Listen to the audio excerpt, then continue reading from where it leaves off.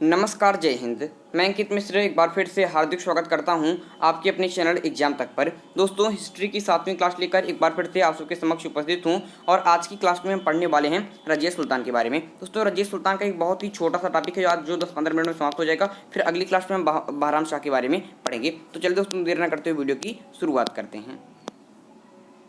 तो यहाँ पर दोस्तों, अगर आपने पिछली क्लास को देखा होगा तो आपको पता होगा कि पिछली क्लास में मैंने आपको बताया था कि जो इल्तुतमिश थे इन्होंने दोस्तों आपके ग्वालियर से वापस आने पर अपना उत्तराधिकारी अपने पुत्री आपकी रजिया को चुना था। लेकिन इसका जो पुत्र था इल्तुतमिश का, रुकनुद्दीन फिरोज शाह या दोस्तों अनेक तुर्क सरदारों के साथ तुर्क सरदारों और अपनी इनकी जो माता थी आपकी शाह तुर्कान, उसके सहयोग से दोस्तों स्वयं ही दोस्तों दिल्ली का सम्राट बन जाता है। और जो फिरोज शाह था दोस्तों, यह अत्यंत ही आपके अयोग्य व्यक्ति था और यह आपके बिलासी प्रवृत्ति का था और दोस्तों यह आपके राजकीय कार्यों के प्रति सर्वथा अकर्मण्य था।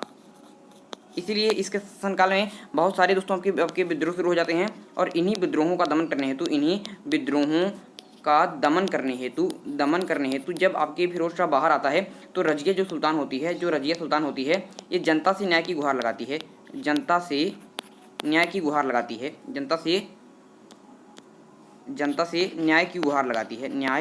लगाती है और जनता के सहयोग से आपकी शासिका बन बैठती है। तो इस प्रकार से आप लोग समझ गए थे। इसके बाद दोस्तों मैंने आपको बताया था कि जो रजिया सुल्तान थी, जब यह आपकी शासिका बनती है रजिया सुल्तान, ध्यान से देखिएगा, बहुत ज़्यादा इंपॉर्टेंट क्लास है आपके लिए कि जो रजिया सुल्तान है दोस्तों, जब ये आपकी शासिका बनती है तो इसका बहुत तेज़ी के साथ विरोध प्रारंभ हो जाता है और इन्हीं विरोधों को दबाने के लिए, इन्हीं विद्रोहों को, आपके विरोधों को शांत करने के लिए जो रजिया सुल्तान होती है, ये कुछ सरदारों को आपके उच्च पदों पर नियुक्त करती है। उच्च पदों पर नियुक्त कर इन्हें आपके संतुष्ट करना चाहा। और अब आज वाली क्लास में देखेंगे कि कौन कौन से तुर्क सरदारों को इसने किस प्रकार के पद दिए, जो परीक्षा में पूछ ले जाते हैं कि किस सरदार को कौन सा पद मिला था, उसको आज मैं बताऊंगा। और रजिया सुल्तान के बारे में जितने ही इंपॉर्टेंट टॉपिक हैं वो आज मैं आपको बताकर रजिया सुल्तान वाला टॉपिक आज ही समाप्त कर दूंगा, क्योंकि एक बहुत ही छोटा सा टॉपिक है लेकिन बहुत सारे क्वेश्चन यहाँ से आपकी परीक्षा में देखने को मिल जाते हैं। हाँ दोस्तों, अगर ये आप 7वीं क्लास यहाँ पर देख रहे हैं तो मुझे आशा कि इससे पहले की 6वीं जो उसकी 6 क्लास हैं उन क्लासों को आपने देख लिया होगा। अगर आपने उन क्लासों को नहीं देखा है तो इसी वीडियो के आपके जो आई कार्ड है ये आपके इंड स्क्रीन है और जो आपके डिस्क्रिप्शन बॉक्स होता है, इन तीनों में जाकर आप देखेंगे तो आपको इस पूरे वीडियो की प्लेलिस्ट मिल जाएगी, जाकर देख लीजिएगा। 6वीं पूरी 6वीं क्लास बहुत ज़्यादा इंपॉर्टेंट है, फिर 7वीं क्लास को देखिए, बहुत ही आनंद आएगा आपको। बस इतना है कि जितनी बातें मैं यहाँ पर लिखा रहा हूँ सारी बातें नोट करते चलेंगे, तभी आप इसको बाद में आपके इसका रिवीजन कर पाएंगे और तभी आप इतिहास में मजबूत हो पाएंगे। तो चलिए दोस्तों, अब यहाँ पर समझ लेते हैं कि कौन कौन से आपके अधिकारियों को कौन कौन सा पद मिला था। तो यहाँ पर दोस्तों कौन कौन से आपके सरदारों को कौन कौन सा पद मिला था, इसके लिए मैंने एक पीपीटी तैयार की है। इस पीपीटी का आप स्क्रीनशॉट लेंगे तो आपको सारी बातें समझ में आ जाएंगी। दोस्तों, पहला आपके सरदार था इख्तियारुद्दीन एतगीन जो आपके सरदार था, इसको एक पद मिला था अमीर ए हाजिब का पद मिला था। दोस्तों, पीसीएस के एग्जाम में ऐसा भी क्वेश्चन आ गया कि इन 4 का नाम एक स्थान पर दे दिया है, इन 4 का स्थान एक नाम पर दे दिया गया है और इनको मिलाने को कहा है कि किन सरदारों को आपके कौन सा पद मिला था। तो इख्तियारुद्दीन एतगीन को दोस्तों अमीर ए हाजिब का पद मिला था। और यह अमीर ए हाजिब का पद क्या था आप लोग समझ जाएंगे कि दरबारी जो शिष्टाचार थे,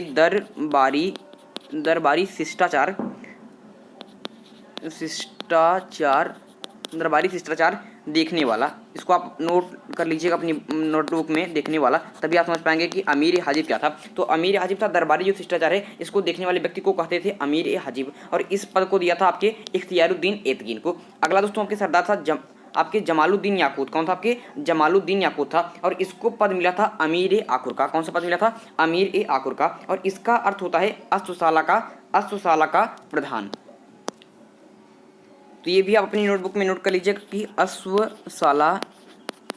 अश्वशाला का प्रधान क्या होता था? अश्वशाला का प्रधान होता था यहाँ पर दोस्तों आपके अमीर ए आकुर, और यह पद दिया था आपके जमालुद्दीन याकूत को। इसके बाद दोस्तों एक सरदार साहब के इजुद्दीन कबीर खां अयाज अपनी नोटबुक में नोट कर लीजिएगा, बहुत ज़्यादा इंपॉर्टेंट टॉपिक है। तो इसे दोस्तों आपके लाहौर का अख्तादार बनाया था किसने? रजिया सुल्तान ने। तो इख्तियारुद्दीन एतगीन को बनाया अमीर ए हाजिब, जमालुद्दीन याकूत को बनाया अमीर ए आकुर और इजुद्दीन कबीर खां अयाज को बनाया लाहौर का इख्तियादार। और दोस्तों ये आपके इख्तियारुद्दीन अल-दुनी बहुत ज़्यादा इंपॉर्टेंट है, ये लास्ट वाला बहुत कुछ ज़्यादा इंपॉर्टेंट है कि इख्तियारुद्दीन अल-दुनी, क्योंकि बाद में अल-दुनिया के साथ आपके रजिया सुल्तान ने शादी भी कर ली थी। तो इख्तियारुद्दीन अल दुनिया को दोस्तों इसने बनाया था। तबर हिंद या फिर भटिंडा जो पंजाब में है इसका गवर्नर नियुक्त कर दिया था। तो ये 4 दोस्तों सरदार है जिनको महत्वपूर्ण पद देकर इन्हें संतुष्ट करने का प्रयास किया था, किसने, रजिया सुल्तान ने किया था। तो इख्तियारुद्दीन एतकीन अमीर हाजिब, जमालुद्दीन याकूत अमीर आखुर। अमीर हाजिब का अर्थ होता है कि दरबारी शिष्टाचार देखने वाला व्यक्ति, और अमीर आखुर का मतलब होता है अस्तुशाला का प्रधान। इजुद्दीन कबीर खां अयाज को दिया लाहौर का इक़्तिदार बनाया, और आपके इख्तियारुद्दीन अल दुनिया को बनाया तबर हिंद या भटिंडा पंजाब का गवर्नर। ये पीपीटी दोस्तों मैंने इसलिए तैयार की क्योंकि इतने लिखने में काफ़ी आपके समय चल जाता और आपको काफ़ी समय यहाँ पर जाया हो जाता, इसलिए मैंने ये पीपीटी आपको बना दी। जहाँ पर दोस्तों पीपीटी की आवश्यकता पड़ेगी मैं पीपीटी से पढ़ाऊंगा, जहाँ पर दोस्तों आपके लिखा कर पढ़ने की आवश्यकता होगी मैं लिखा कर भी पढ़ाऊंगा। तो इसके लिए बिल्कुल भी आप निश्चित रहेंगे। और जितनी भी बातें मैं यहाँ पर पढ़ा रहा हूँ सारे के एमसीक्यू क्वेश्चन यहाँ पर हमारे बनने तैयार हो गए हैं, और जैसे ही गुलाम समाप्त होता है एक एमसीक्यू का सेशन मैं लूंगा, बहुत ज़्यादा इंपॉर्टेंट रहेगा। तो सारी क्लासों को देखते चलिए, आपके इतिहास का भय बिल्कुल पूरी तरीके से दूर हो जाएगा। अब यहाँ पर दोस्तों ध्यान रखेंगे रजिया सुल्तान के बारे में कुछ इंपॉर्टेंट फैक्ट जो परीक्षा में पूछ लिए जाते हैं। पहली बात याद रखेंगे कि दोस्तों ये प्रथम मुस्लिम महिला शासिका थी। प्रथम मुस्लिम महिला शासिका, प्रथम मुस्लिम महिला क्या थी आपके, प्रथम मुस्लिम महिला शासिका थी। सेकेंड इंपॉर्टेंट बात क्या है दोस्तों, सेकेंड इंपॉर्टेंट बात है दोस्तों कि यह आपकी पर्दा प्रथा का इसने त्याग किया। पर्दा प्रथा त्याग कर दोस्तों इसने क्या किया, आपके पुरुषों की तरह चोगा का अर्थ होता है दोस्तों आपके, चोबा का अर्थ होता है काबा, चोबा का अर्थ होता है आपके काबा। और दोस्तों क्या किया दोस्तों, और इसने कुलाह का अर्थ होता है दोस्तों आपके टोपी, कुलाह टोपी, आपके टोपी पहनकर राज दरबार में खुले मुंह से आने लगी, आपके कुलाह टोपी पहनकर आपके दरबार में आने लगी। तो इस प्रकार से जो रजिया सुल्तान थी यह प्रथम मुस्लिम महिला शासिका बनी, और इसने पर्दा प्रथा को त्याग कर आपके पुरुषों की तरह नोट कर लीजिए अपनी नोटबुक में, पुरुषों की तरह चोगा मतलब काबा एवं कुलाह टोपी पहनकर आपके राज दरबार में खुले मुंह आने लगी। तो ये बात हो गई आपके रजिया सुल्तान के बारे में। अब रजिया सुल्तान की यहाँ पर बात कर लेते हैं कुछ इंपॉर्टेंट फैक्ट्स, और कि जो रजिया सुल्तान दोस्तों यहाँ पर दोस्तों अब आपके थ्योरी पर आ जाते हैं कि मैंने आपको बताया कि इसने कुछ आपके सरदारों को इस प्रकार के कुछ महत्वपूर्ण पद दिए, जो महत्वपूर्ण पद दिए वो मैंने आपको बता दिया। लेकिन दोस्तों इसका जो ये प्रयास था, इन सारे आपके प्रयासों के बावजूद भी आपकी जो विद्रोह की परिस्थिति थी वो लंबे समय तक टाली नहीं जा सकी। विद्रोह की जो परिस्थिति थी ये लंबे समय तक टाली ना जा सकी। एक बात और इंपॉर्टेंट याद रखिए कि रजिया सुल्तान 1236 से लेकर 1240 ईस्वी तक शासिका रही थी। ये शासनकाल भी परीक्षा में डायरेक्टली पूछ लिया जाता है। तो यहाँ पर आप जानने का प्रयास करेंगे कि इन प्रयासों के बावजूद भी जो विद्रोह की परिस्थिति थी ये लंबे समय तक टाली नहीं जा सकी, और उसके विरुद्ध जो पहला विद्रोह हुआ, इंपॉर्टेंट तरीके से समझिएगा, इसके विरुद्ध जो आपके पहला विद्रोह हुआ था ये आपके लाहौर के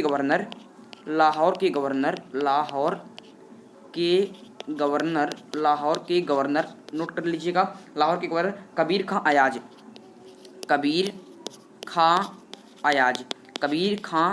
अयाज द्वारा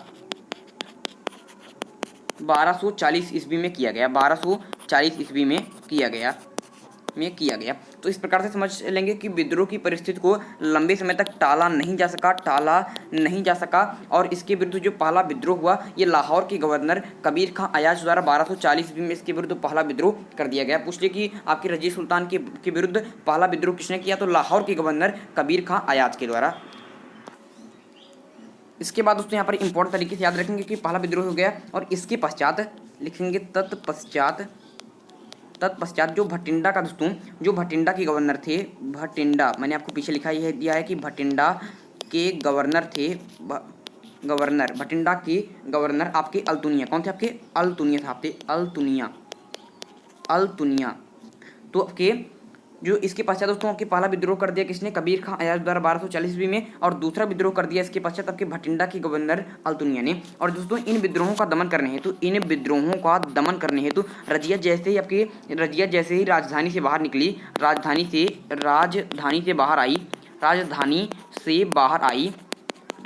से दोस्तों के बाहर निकली, वैसे ही दोस्तों के इल्तुतमिश के तीसरे पुत्र इल्तुतमिश के आपके तीसरे पुत्र, पहले पुत्र आपके नासिरुद्दीन महमूद थे, दूसरे पुत्र थे आपके रुकनुद्दीन फिरोज शाह, और तीसरे पुत्र यहाँ पर हो जाते हैं दोस्तों आपके कौन, बहराम शाह। दोस्तों इसने आपके दिल्ली की गद्दी पर अधिकार कर लिया और अपने को सुल्तान घोषित कर दिया। तो ये भी इंपॉर्टेंट बात आपको समझ में आ गई होगी। तो ये बात आपकी समझ में आ गई कि इसके पश्चात क्या हुआ दोस्तों, आपके इल्तुतमिश के तीसरे पुत्र बहराम शाह ने आपके राजधानी पर अधिकार कर लिया और अपने को क्या किया, नया सुल्तान घोषित कर दिया। ये बातें बहुत ही ज़्यादा महत्वपूर्ण हो जाती हैं। अब यहाँ पर दोस्तों आगे चलते हैं। तो यहाँ पर दोस्तों इसके पश्चात क्या हुआ, जो रजिया थी दोस्तों, रजिया सुल्तान भी तो आपकी जानकार थी, आपकी बहुत ही चालाक महिला थी रजिया सुल्तान। तो रजिया सुल्तान ने यहाँ पर दोस्तों क्या किया, आपके जब बहराम शाह यहाँ पर नया सुल्तान घोषित हो गया दोस्तों, ये जो भटिंडा का गवर्नर था, जो भटिंडा या फिर अल्तुनिया, जो भटिंडा का जो गवर्नर था, जिसमें मैंने कहा था कि तबर हिंद के इक़्तिदार जो अल्तुनिया था, अल्तुनिया, इससे दोस्तों इसने विवाह कर लिया। अल्तुनिया से विवाह कर आपकी दिल्ली को पुनः प्राप्त करने का प्रयास किया। दिल्ली पुनः प्राप्त करने का प्रयास किया। तो इस प्रकार से दोस्तों जो रजिया सुल्तान थी, इसने आपके भटिंडा की गवर्नर, भटिंडा या फिर कहें तबर हिंद के इक़्तिदार अल्तुनी जो था, आपके इससे विवाह कर लिया और दिल्ली पुनः प्राप्त करने का प्रयास किया। लेकिन यहाँ पर दोस्तों इसका जो प्रयास था ये असफल रहा। और इसमें होता क्या दोस्तों, इसका प्रयास असफल रहता है। और जो कैथल है, कैथल दोस्तों आपके हरियाणा के समीप है। कैथल के आप मेरे में लीजिए हरियाणा की बातें मैंने 2 बार आपको बता दी। इससे पहले बताया था कि हरियाणा के निकट ही दोस्तों क्या था दोस्तों, हरियाणा के निकट ही आपके क्या थे, आपके क्या था, एक युद्ध हुआ था। मैंने आपको 1191 ईस्वी में आपके कौन सा युद्ध मैंने आपको बताया था, मुझे उस जगह आपकी जगह याद नहीं आ रही। 1191 ईस्वी में जो युद्ध हुआ था, तराइन बिल्कुल याद आ गया। तो हरियाणा में आपके तराइन भी है, और हरियाणा में ही आपका कैथल है। तो यहाँ पर अभी आपके कैथल पर आप यहाँ पर जोर करिए, मैंने आपको याद करा दी ये बात। तो कैथल दोस्तों जो आपके हरियाणा पंजाब के समीप है, एक जंगल में दोस्तों, हरियाणा में आपके कैथल में एक जंगल में बहराम शाह के कुछ डाकुओं ने, बहराम शाह जो आपके इल्तुतमिश का 3rd पुत्र था और इस समय आपके दिल्ली का सुल्तान भी था, और इल्तुतमिश का दोस्तों आपके पुत्र था, इल्तुतमिश का पुत्र बहराम शाह, इसके कुछ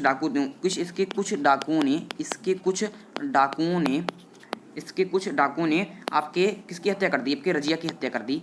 रजिया और आपके जो अल्तुनिया था, दोनों रजिया एंड अल्तुनिया की हत्या कर दी। अल्तुनिया दोनों की कर दी, आपकी हत्या कर दी गई। तो इस प्रकार से बहराम शाह की कुछ डाकुओं ने क्या कर दिया, आपकी हत्या कर दी, और इस प्रकार रजिया सुल्तान का पतन हुआ। इस प्रकार से रजिया सुल्तान का आपके पतन हो गया। और यहाँ पर दोस्तों एक बात इंपॉर्टेंट तरीके से याद रखेंगे कि एक इतिहासकार है, पूछ लिया जाता है, बहुत बार पूछा गया, बहुत ज़्यादा इंपॉर्टेंट टॉपिक लास्ट वाला है, इसको आप नोट कर लीजिए अपनी नोटबुक में, पक्का बहुत ज़्यादा महत्वपूर्ण है। इस बार परीक्षा में आपके पूछ सकता है कि इतिहासकार दोस्तों को मिनहाज जो सिराजी इसका पूरा नाम था, इतिहासकार आपके मिनहाज। इसके अनुसार यह आपके कथन कहता है, ये कथन बहुत ज़्यादा महत्वपूर्ण है, परीक्षा में बहुत बार पूछा गया है, 10 से 20 25 बार पूछा गया है कि ये कथन किसका है। देखिए इसने कहा था आपके रजिया सुल्तान के बारे में, कथन कहा था कि रजिया सुल्तान के बारे में कहा रहा है कि उसमें, मतलब रजिया सुल्तान में, उसमें बादशाहों के अनुकूल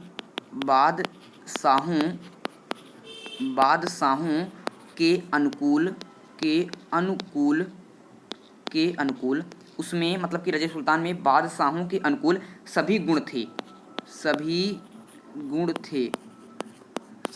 थे, नोट कर लीजिएगा नोटबुक में, सभी गुण थे, किंतु उसका नारित्व ही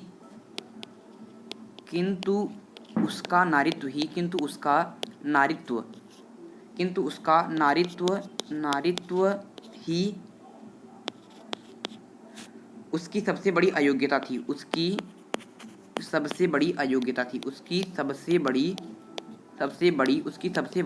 अयोग्यता थी।